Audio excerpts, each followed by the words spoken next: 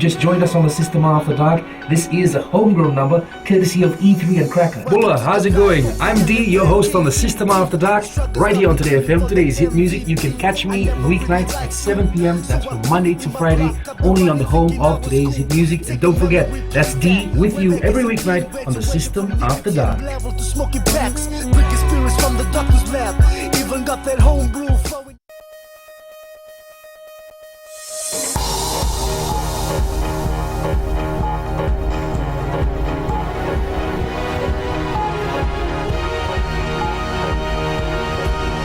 Good evening, this is FBC News. I'm Jackie Spade. In this bulletin tonight, police today confirm investigating alleged seditious activities. Fiji hopeful that New Zealand will lift ban on exports of produce. And Health Ministry records 5 cases of Chikungunya.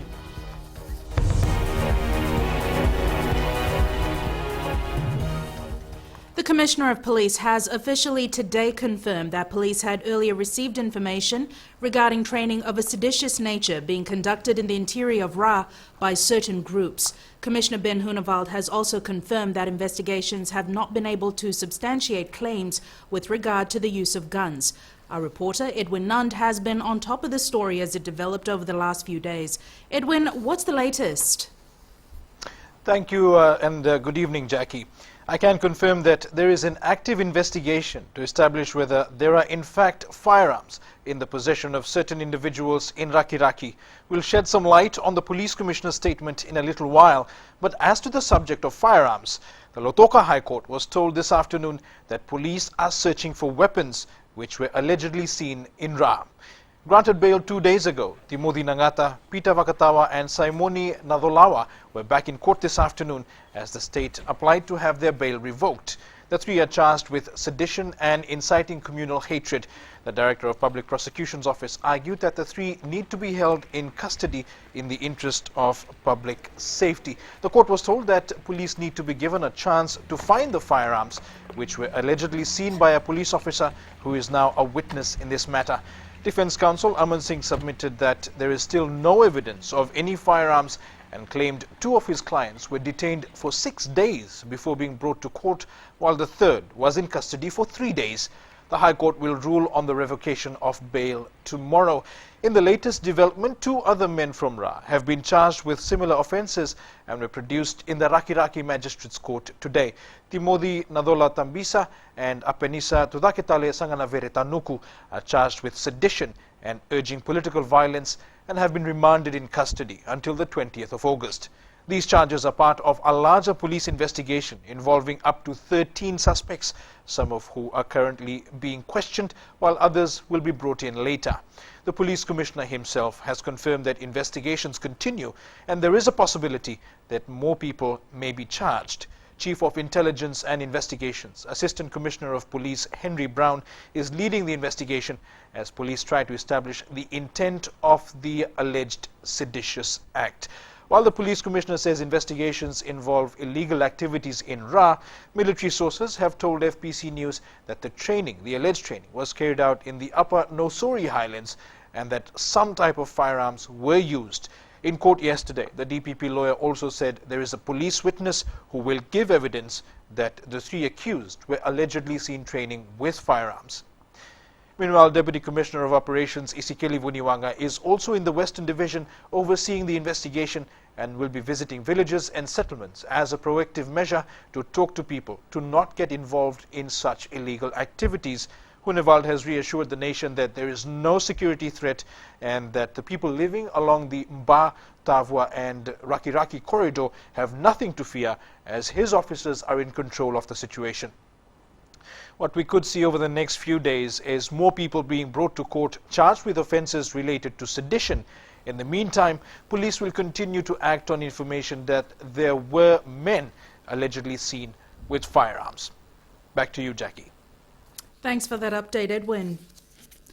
The government is hopeful that New Zealand will soon lift a ban on the export of 4 Fijian commodities. The Minister for Public Enterprises, Ayers Said Kayu, met with officials from New Zealand's Primary Industry Ministry about the ban in Nandi today. Ritika Pratap reports. The meeting between Fijian government and New Zealand MPR officials was held to try and resolve the ban placed last week on Fiji's agricultural export. Public Enterprise Minister Ayar Sayed Kayum says a lack of proper communication between the authorities engaged with the exports was raised at the meeting. We've established that obviously the competent authority in Fiji for biosecurity matters is BAF itself, and that all lines of communication should be coming through BAF. We found that there were some lines of communication from MPI that was not following the proper protocol. Sayed Kayum says New Zealand officials have been informed that the suspension in this case is not necessarily appropriate. BAF officials have since then carried out an audit at Nature's Way Cooperative. That has been carried out over the past few days. We'll address some of those issues that have been raised. There's an issue of Nature's Way perhaps needing to ensure that regular maintenance is carried out of the heating facility. Nature's Way Cooperative Fiji Limited provides mandatory quarantine treatment of export products like eggplants, papaya, breadfruits and mangoes. If there is an audit conducted by the exporting country or the relevant authorities like Biosecurity Authority of Fiji, we take on board suggestions for improvements if the facility has anything wrong with it. New Zealand MPI officials also met with senior management of Nature's Way Cooperative Fiji Limited, and the company provided them with a report on its recent audit on the facility. Farmers who have been affected by the ban say they have lost thousands of dollars and hope the ban will be lifted soon. Ritika Pratap, FBC News. A total of 5 cases of chikungunya have been recorded by the Ministry of Health. Out of the 5, 2 are locals, while 3 are from overseas. The National Advisor for Communicable Disease, Dr. Mike Kama, says the mosquito spread disease has been on the ministry's agenda for 2 years. Savara Tambua has more. Chikungunya is circulating in the region and is caused by a virus that spreads through mosquito bites. Dr. Kama says a total of 300 suspected cases of chikungunya were sent overseas for testing, but were negative, and now the ministry will focus on the 2 confirmed local cases. At the moment, the interventions continue in all the different divisions and subdivisions of the ministries. Our health inspectors are out there working with the communities, our doctors and nurses also out there trying to detect cases and report it centrally. The ministry also working on handling Zika cases, a disease that has symptoms similar to chikungunya. Dr. Kama says the ministry is worried about the spread of the diseases internally, therefore will be releasing a statement on the situation soon.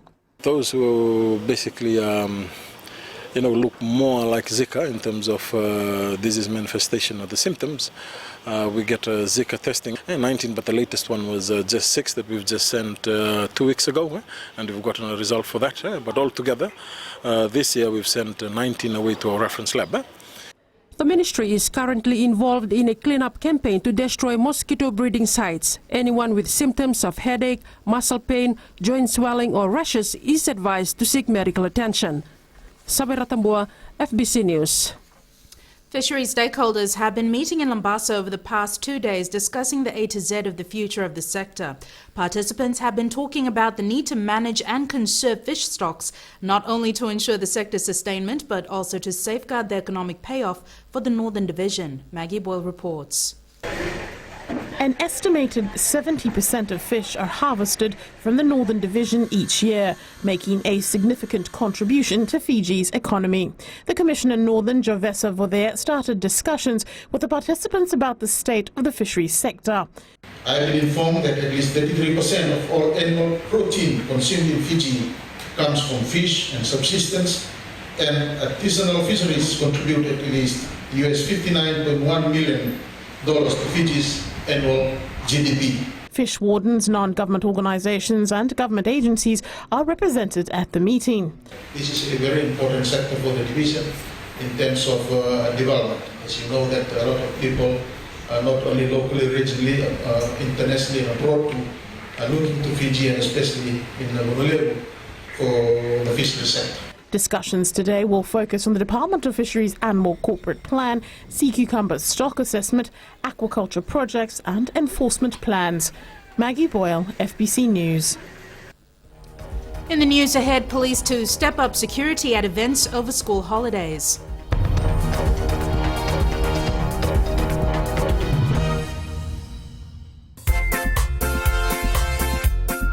Ya bina pwede mo ito chuma ini wasing mo kana bula FM nang bandu na sir na ngona nin den manda kay central rental sa ko kada mo suma ko terminichi me ba na koloko ni sa bula o ya o wati soni dalai gua nga mo sidon na ma kikirau mena tolu kina bitu ena via kami moliti kina porombuka gua dia na lali ne kami bula FM na bandu na sir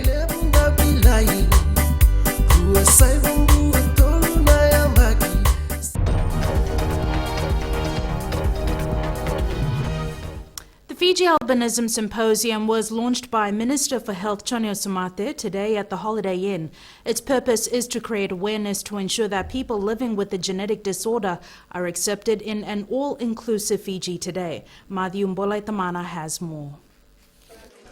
Organized by a group of dermatologists with a keen interest in those with albinism, this workshop is targeted at creating more awareness and education for caregivers, parents and health professionals. Is about promoting albinism awareness and to enable us to all learn enough about the health components of albinism as well as how these impact on education to enable us to support these people so that they can lead full and supported lives. 1 in every 700 people in the world today lives with a genetic disorder.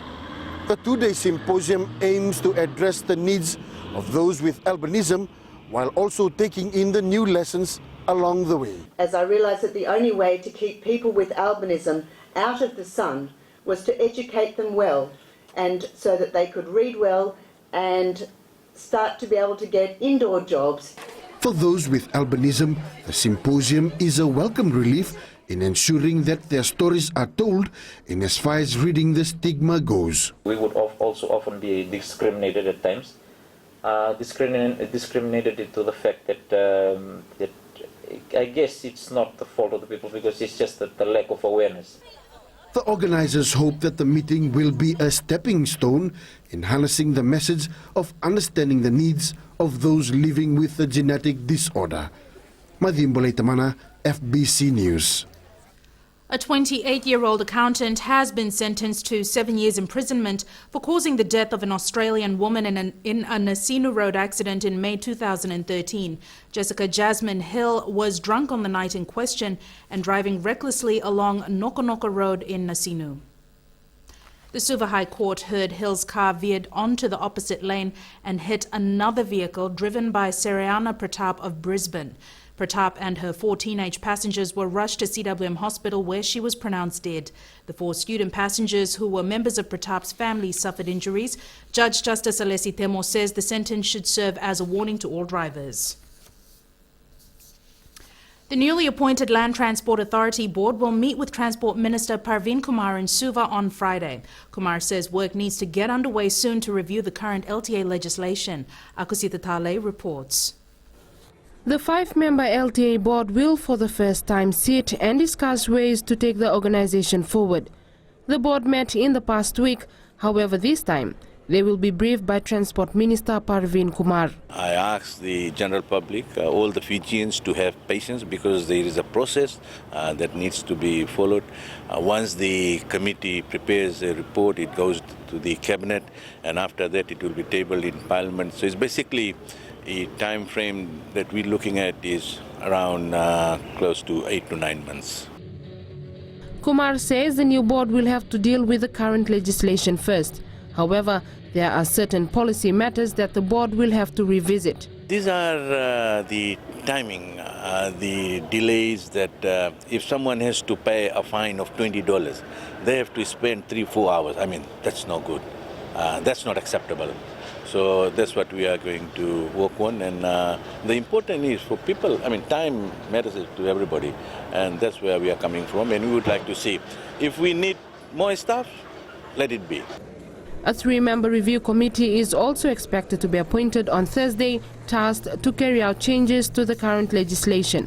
A new complaints unit is also expected to be set up in all districts around the country to receive complaints from the public. Akusita Talei, FBC News. The Fiji Police Force is preparing for the Vodafone Hibiscus Festival and the 2-week school holiday break. Police Chief of Operations ACP Rusiate Tundravu is once again cautioning the public, including parents and guardians, to be extra careful with their children this festive season. Ellen Stahls reports. As the Suva foreshore begins to take shape in preparation for the mother of all festivals, the Fiji Police Force is being proactive and reminding the public to be mindful of the safety of their children. We will be beefing up our patrol just to provide the safety and security for all the community at large. So we hope that I'm just requesting the public at large just to come and enjoy themselves. Tundravu says apart from the hibiscus and the school holidays, there are also other events like the various sporting events that are sure to draw huge crowds. Advice to our students, I know that there's also a rugby final for the deans that are coming up. We would urge that the spirit of the sports be there, spirits of the festival, just come and enjoy themselves. He says they are working closely with the Hibiscus Committee to ensure that all efforts are put into deployment of officers within the city and the surrounding suburbs. Ellen Stahls, FBC News. Sports is up next, and Jamie joins you now with the latest. Thank you, Jackie, and good evening. In sports after the break, the Fiji Pearls are on track for a top 10 finish with a win over Barbados this afternoon, and Sireli Nangelibuki confident of Fiji's chances at the Rugby World Cup. This and more coming up.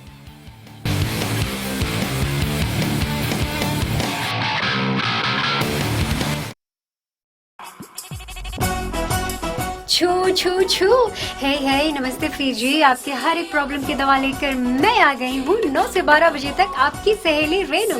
छू छू छू 40 में 20 का दिखना है। मैं हूँ ना आपके साथ में मिर्ची एफएम पर 9 से 12 बजे तक मंडे टू फ्राइडे। मिर्ची, इट्स हॉट।